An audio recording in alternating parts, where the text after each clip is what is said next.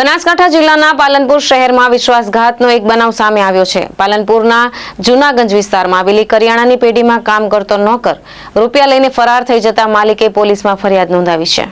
પેઢીના માલિકે નિકેશ વનાભાઈ પટેલ નામના નોકરને અંદાજે 1.5 લાખ રૂપિયા બેંકમાં જમા કરવા માટે આપ્યા હતા। જોકે નિકેશ પટેલ બેંકમાં રૂપિયા જમા કરાવવા જવાને બદલે સીધા રૂપિયા લઈને ફરાર થઈ ગયો હતો। પેઢીમાંથી નીકળ્યા બાદ આરોપીએ પોતાનો મોબાઈલ ફોન પણ સ્વિચ ઓફ કરી દીધો હતો। ત્યારબાદ માલિકે તેની શોધખોળ શરૂ કરી હતી, પરંતુ ઘરે પણ ન મળતા આખરે સમગ્ર મામલે પોલીસનો સહારો લેવો પડ્યો હતો। તપાસ દરમિયાન સામે આવ્યું છે કે નિકેશ પટેલ મૂળ બનાસકાંઠાના ધાનેરા તાલુકાના અનાપુર ગઢ ગામનો વતની હતો અને છેલ્લા 5 વર્ષથી પાલનપુરમાં રહીને કરિયાણાની પેઢીમાં નોકરી કરતો હતો।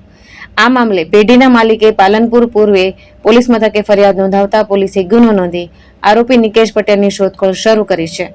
પોલીસે આરોપીને ઝડપી પાડવા માટે આગળની કાર્યવાહી હાથ ધરી છે। જીતુ સોલંકી, દ્રષ્ટિકોણ ન્યૂઝ, બનાસકાંઠા।